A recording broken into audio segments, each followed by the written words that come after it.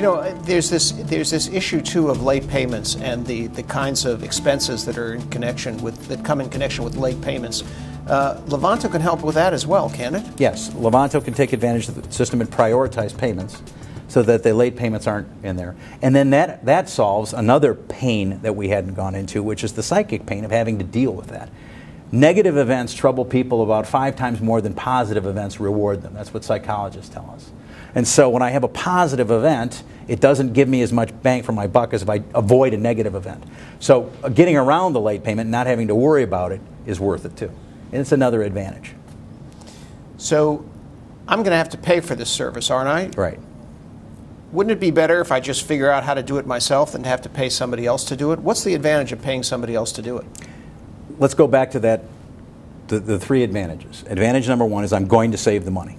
You could do it, but would you have the discipline? And that goes back to diets and a whole variety of other things. So you could, but would you? The second part is, how much is your time worth to do it? Are you going to pay yourself $2 an hour or $3 an hour to do it, or are you going to pay somebody else? So that's the second question. The third is, will you stick to it? And that's the big question, is will you stick to it? So when I have people who are in business, I'll say, look, why don't you focus on your business? Do what you get paid to do and quit wasting time doing others. I got in a long argument with my dad one time about why I didn't change the oil in my car. And he said, you know how to change the oil in your car? I said, of course. Any kid that grew up in Detroit knows how to change the oil in his car. I said, it'll take me an hour, I'll get all dirty, and I have to get rid of the oil, and I save $2. I said, I can go to work and make a lot more than $2. I can give some good old mechanic some money that he can go out and take his wife to dinner or whatever, and I'm happy because I'm not changing the oil. And so I see that's how economies and all things grow, is when people do what they're good at or what they want to do. And that's what I think people should be focusing on in their life, is making their life quality better while being more efficient. And that's what I like about it. You know, I've seen all kinds of people, particularly in this economy, get in trouble with debt, with too much debt, with late payments, with expenses that they don't need, they can't afford. What could Levanto do to prevent me from, or anybody who uses this service, from getting into this kind of problem? Well, it starts with a plan and builds within the plan, and it sets the revenue stream to the expense stream. And it allocates amounts within that expense stream. It's electronic envelopes, but it's disciplined electronic envelopes. It's your mom doing the envelopes for you. So you have the envelope set up, and it tells you in advance you're going to go over this amount. It gives you forewarning. It's like early warning radar that says, warning, Will Robinson, you're wandering into the pucker brush here. Be careful. You're going to run out of money if you keep doing X. You still are controlling your finances, but it gives you the opportunity to have an outside source telling you what's going on. It's like your personal trainer calling you up and say, Duran, I need you to get back in the gym. You didn't show up last week. If you keep not doing this, it's going to be 2 or 3 weeks before you get back in shape. Now, I'm a guy who spends a lot of time on computers and a lot of time in front of screens. I have a BlackBerry. I get email all the time. What if I'm a person that's not really conversant with computer expertise? What if I'm a person that really needs somebody to help me through this? Can Levanto help me there? Yes, and there you have a counselor that comes back and says, a coach that comes in and does that. Everyone has a different learning style that they can learn with. And this one accommodates people who don't want to do it themselves or can't do it. Either can't do it themselves or don't want to do it themselves. Of any economic background. Like you said, I've seen people all over the map. And it gives those people the opportunity to do it in a way that helps them. It doesn't have to be technological. Now we have all I'm kinds a tech geek too. Now we have all kinds of categories of expenses. We have insurance, we have food, we have cars, we have medical expenses, we have all kinds of categories. Sometimes it occurs to me that maybe I'm spending too much in a particular category, not only too much of it, but I'm buying the wrong thing, I'm buying it at the wrong price. I might be buying too much also. Can Levanto help me in some way figure out where I'm spending too much, either because I'm buying too much of it or I'm spending for the wrong product? It's not going to give you a specific product per se, but it's going to give you a benchmark to say you're over your category here. You're spending a lot on X. If you looked at my family, for example, we probably spend more on education than other families do pro rata, but we value it. So that would be a manual override. That's okay. I want my children to have a great education. I'm okay with that. We might spend more money on food. That's okay. We like our food the way we do. But it would tell me that benchmark. And that's one of the big problems with cash flow management, is having an effective benchmark. See, if I'm running a florist shop, I can look at what other florist shops spend. If I'm running a CPA firm, I can look at what other CPA firms spend.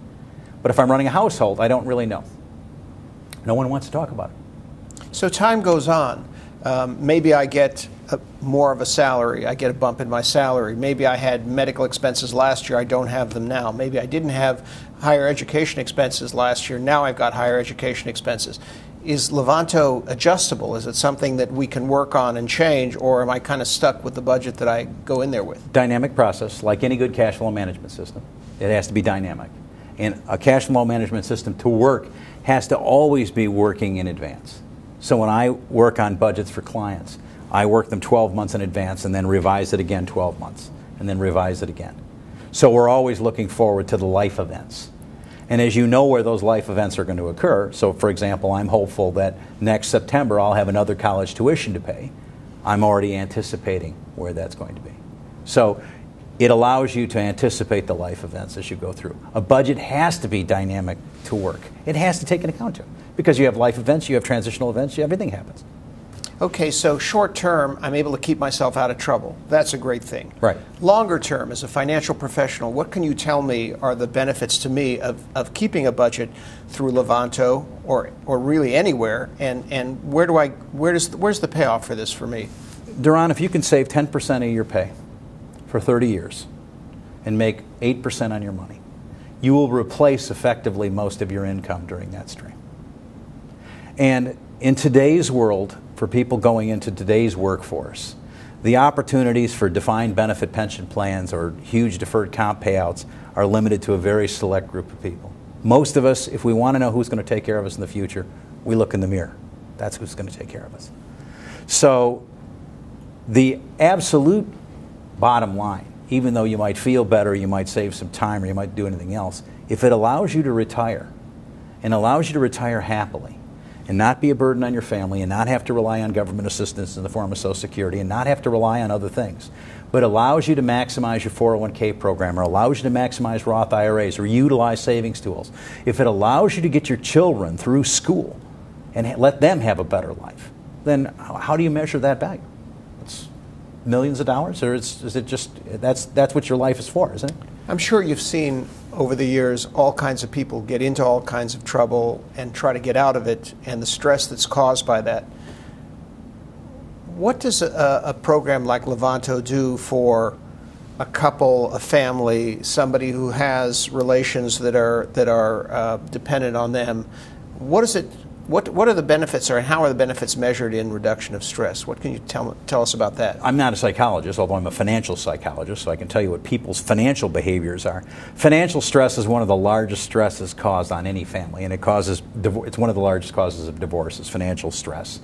And if you take a family that is in a financially stressed situation, somebody's moved in, mom's moved in with them, or a child's moved back in home, I mean, there's all kinds of things that can happen. Having that cash flow budget set up, especially on an independent basis, allows them to focus on what they need to be focusing on, which is that relationship, and focus on what they're trying to do in terms of caregiving instead of focusing on financial caregiving. Now, it's not to say that it's going to be the end-all solution. It might come back and say, you know, you should spend $200 a week on food and stop. So lots of mac and cheese. It might come back and say, you know, you don't need cable TV. I'm not saying that the decisions necessarily are all rosy and wonderful, but someone else is telling you that instead of you saying to your spouse, you know, you need to quit going to the store, or you need to quit buying, you need to quit buying light beer or something like that. Those kinds of things are relieved from that group. In other words, the decision goes to an independent referee. How much value that has? I think a lot. The other part of the problem, Duran, is that you get wealthier people, and I see this all the time. Actually, a lot of times I see the affluent who are in trouble, where they make enormous amounts of money, but they will never, ever retire because they can't give up their income level. They don't have the ability to live beneath their means. And no one has told them to do that. And so it allows them to take and live beneath their means. We have about 4 or 5 different generations coexisting now. We have this so-called greatest generation, which is dying out now, being replaced by the baby boomers. The envelope, the depression generation. Yeah. We have a generation, the so-called Gen X generation, Gen Y generation, the millennials. Talk a little bit about how each generation related to money in a different way, and how budgeting actually can help any one of them. Let's start with my dad. World War II, the Great Generation. They went through the Great Depression, so they got burnt. They had to stand in a soup line. They were kids. They grew up. They were kids. They grew up going off to the coal yards, yelling at the guys on the train to throw coal at them. Mm-hmm. I mean, that's what my mother did, growing up in Detroit in the Depression. So that group valued savings more than any other group. And strangely enough, they didn't trust markets. I wonder why. Stock market crashed at 29. So they packed their money in banks, and they stuck it in their socks, and they put their money away, and they lived beneath their means.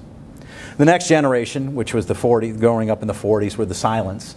And the silent generation kind of had it made, and they grew up in the 40s and 50s, and they came into the threat of the nuclear menace and everything else. But they kind of followed the other ones. Save your money, have a few things, couple, used cars, nice little bungalow in the suburbs.